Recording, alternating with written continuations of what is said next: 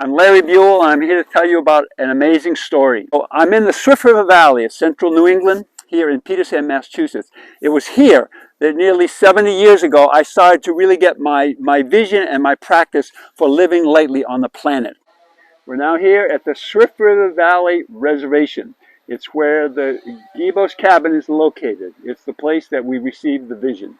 Interesting, when I first started teaching, I would bring students down here. To me, this place, Gibbos, is a spiritual place. These are 230 years old.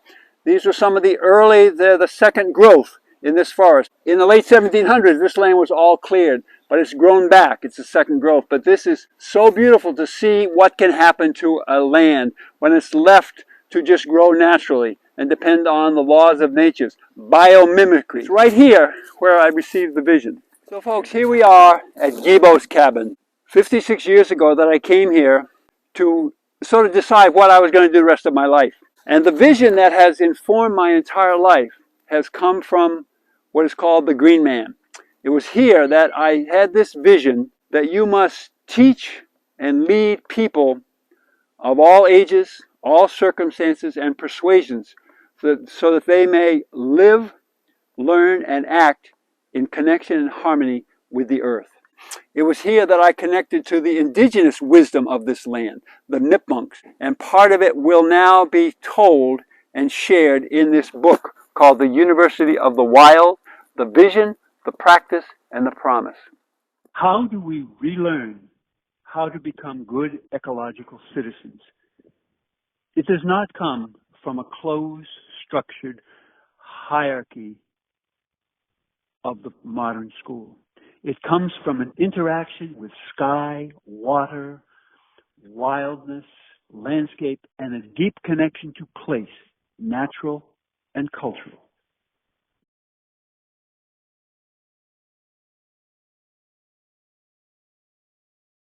So folks, I'm in the center of Petersham. This is a smaller community in central New England, central Massachusetts, and this is my boyhood and my adulthood home. It was here that I left to carry out the vision of the University of the Wild and Earthlands.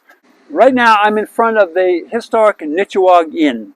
In the late 1800s and the 1900s, this is where summer folks and people of travel would come here to stay in this hilltop town. In the summer of 1991, I invited my townspeople to come and help support my trip to Siberia. It was here on this very site that I raised $3,200. I needed to go to that place to really ground and found my University of the Wild. So we're walking into Gaia's Meadow, which is the center of the University of the Wild campus, eco-campus. It's here surrounded by 4,000 acres of land that the teachings will take place. It is here that people will come for short periods of time or longer periods of time to learn the wisdom of the land, the ultimate curriculum of the University of the Wild. Just to the north of where I'm sitting is the Nipmunk Cultural and Education Center.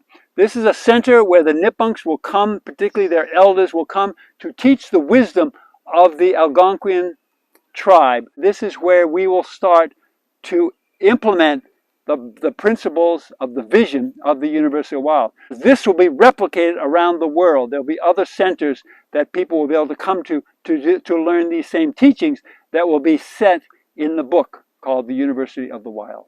So folks, here we are at this amazing site called the Green Door Writer's Hut.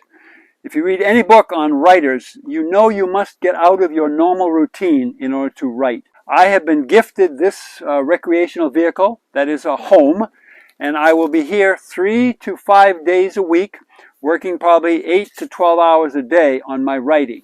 It'll be here that I will be able to prepare the manuscript of this book called The University of the Wild, The Vision, the Practice, and the Promise.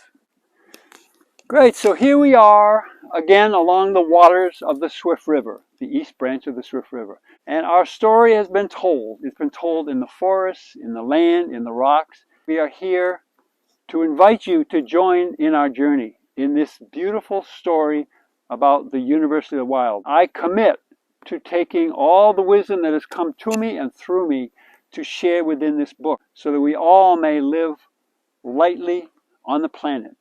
so we may live, learn, and act in connection and harmony with the earth and all life.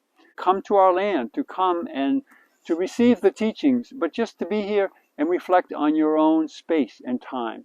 And we are in ceremonial time when the past, the present, and the future are integrated as one. I give great gratitude and appreciation for all those who have helped me on my journey, and now it is my turn to put my teachings out to you. My students of the past will never miss what they have never known.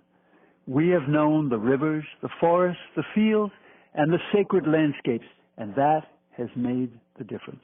We are going to share that story. That's part of the essence. Ashe.